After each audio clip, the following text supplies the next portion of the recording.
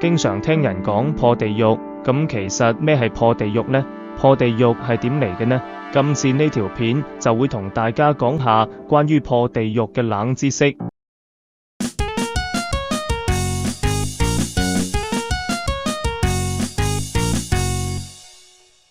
學堂，大家好，歡迎嚟到雜學堂。破地獄係傳統道教同埋部分佛教喪禮入面嘅一個重要儀式，目的就係幫亡靈超度，避免佢哋墮入地獄受苦，幫佢哋安息，好快可以往生極樂世界。呢個儀式嘅典故係源自宗教傳說，道教入面特別認為人死咗之後會接受審判，如果罪孽深重嘅話，就可能會落地獄受苦。破地獄通常會喺出殯前一晚嘅守夜期間舉行。破地獄典故：目連救母。破地獄嘅典故係來自佛經入面目連救母嘅故事，但其實有好多唔同嘅版本。傳說目連羅漢或者叫目犍連尊者，係釋迦牟尼佛10大弟子中嘅神通第一弟子。佢用神通去咗餓鬼道，見到佢母親喺度受苦，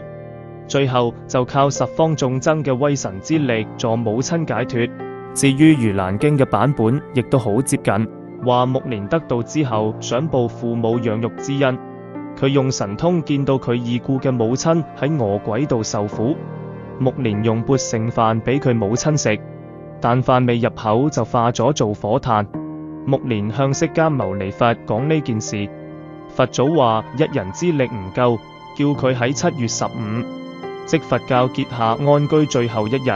備好麵飯、五果、香油、燈燭、床榻同臥具等等供養眾僧人。喺嗰一日，眾佛教聖者皆示現僧人之身，一同受缽，自恣懺悔，具清淨戒，咁樣過世嘅先人同親屬就可走出沙漠道，得到解脫，衣食自然。最後，目連等眾僧功德幫佢母親解脫，脫離餓鬼道之苦。經文最後仲話，大家都可以依呢個方法去供養僧人，超度先人亡靈。盂蘭經嘅故事同依家破地獄好相似，道士喺破地獄儀式入面就係模仿目連嘅做法。不過目連救母嘅版本有好多，有啲係講目連唔係靠供養僧人，而係透過佛祖指導修行之後，手持佛祖嘅禪像，打開地獄門救佢母親。不論邊個版本都好，呢個故事都成為破地獄儀式嘅依據，令破地獄成為幫助亡者超度嘅重要儀式。另外有一個講法，就係喺道教嘅信仰入面有3官大帝，包括天官、地官同水官，而地官就係掌管亡靈同地獄，透過舉行破地獄儀式，祈求地官赦免亡者罪行。破地獄儀式流程：破地獄儀式首先係開位，道士喺靈堂中央地上擺9塊瓦片圍成圈，中央放個沾滿生油嘅元寶同寫有亡者名字嘅紙張，呢個就叫開位。有一個講法係9塊瓦片代表9層地獄。開位之後會點燃中間嘅元寶，道士帶領先人嘅親友圍住火堆轉圈誦經，呢個象徵幫亡靈得到佛力同法力嘅加持。經過幾個圈誦經後，領頭道士會轉身，先用口噴生油入火堆，然後用手上嘅長劍擊碎1塊瓦片，其他道士圍住火堆轉圈，逐一擊碎瓦片，直至所有瓦片碎晒，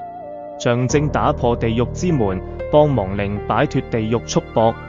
完成儀式令亡者早登極樂。破地獄通常需要3至5位道士一齊完成，領頭道士負責法事流程，其他道士就協助誦經同使用法器加強儀式效果。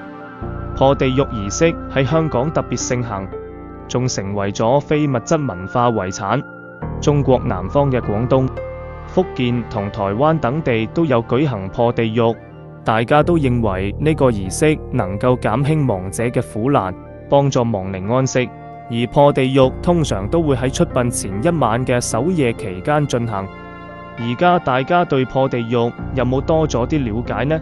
其實呢啲傳統儀式我哋都應該要尊重，儀式除咗係幫亡者超度之外，同時亦都可以安慰生者嘅心靈。生人都要破地獄㗎，生人都好多地獄。今次條片講到呢度，大家記得讚好同分享，仲有訂閱我哋嘅雜學堂頻道，下次再見啦。